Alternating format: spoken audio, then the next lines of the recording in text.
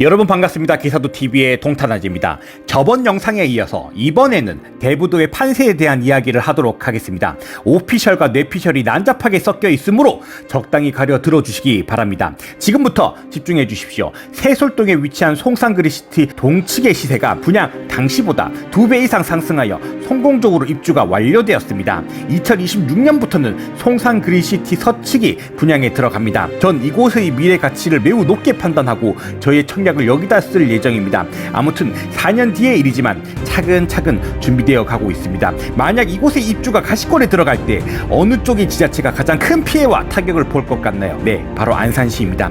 송산그리시티의 규모가 15만 인구 6만 세대입니다. 동탄 1신도시가 4만 세대라고 한다면 동탄 1신도시가 100%라고 했을 때 150% 크기의 규모의 신도시가 갑자기 안산시 옆에 떡하니 생겨버린다면 어떻게 될 것 같나요? 안산시의 전세 시장은 급락이 나올 것이고 매매 시장의 수요는 송산으로 몰려 안산시의 거래가 실종되고 매물은 쌓여갈 것입니다. 물량 앞에 장사 없다라는 말은 안산시를 두고 하는 말이 될 것입니다. 안산시는 이러한 상황을 과연 모르고 있을까요? 그 누구보다도 잘 알고 있습니다. 하지만 안산시의 경우 본토의 대다수가 개발되어 송산에 대응할 만한 개발 부지가 전무한 상태입니다. 안산시에서 중산층 인구가 대규모로 송산그리시티로 넘어간다면 안산시의 구도심화는 가속화될 것이고 안산시 자체의 경제 소비력은 저하되며 지역 경제에 큰 타격이 올 것입니다. 물론 이런 상황이 온다면 안산시의 주택 및 상업용 부동산 투자에 적기라고 판단할 것이고 안산의 위기가 또다시 우리에게 기회를 제공할 것입니다. 이유인즉슨 안산의 광역교통망과 철도망의 인프라가 건재하므로 시간이 걸리더라도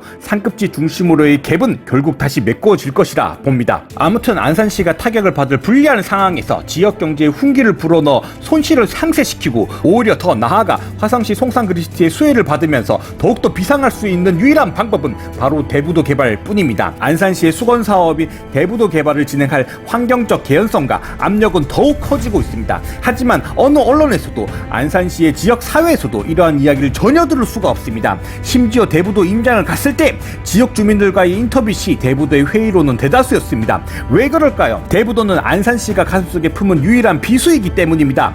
그리고 그들의 야망이 사무친 단도의 칼날이 잠깐 세상에 공개된 적이 있습니다. 2019년 황해경제자유구역 추가 지정 당시 농어촌공사 소유의 대부도의 대송단지가 신도시가 될 뻔했습니다. 만약 그때 농업생산 주목적으로 하는 대송단지가 아니라 대기업을 유치한 자족기능을 갖춘 대송신도시가 되었다면 어떤 일이 일어났을까요? 과연 대부도의 지가가 어떻게 되었을까요? 추가 지정 실패 이후 안산시는 신도시에 대한 어떠한 야망도 드러내지 않은 채 겉으로는 무관심첩하고 있으나 은연중에는 대부도라는 칼을 계속 깔고 있다는 겁니다. 민간 투자를 유치받고 있습니다. 관광자원을 개발하고 있습니다. 갑자기 도시가스 배관을 매설하고 있습니다.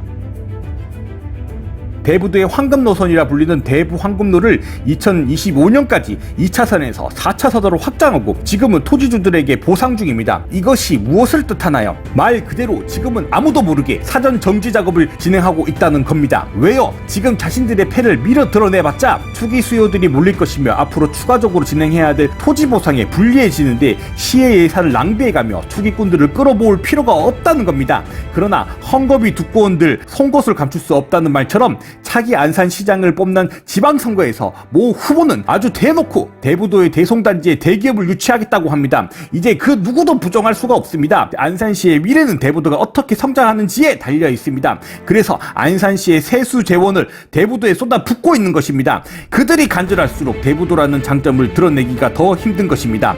그런 대부도가 앞으로 5년 뒤, 10년 뒤 평당 500만원, 평당 1000만원 하는 세상이 과연 실현 불가능한 망상일까요? 앞으로 화성시 동부권의 세수자원이 균형발전이라는 미명 아래 서부권으로 몰려옵니다.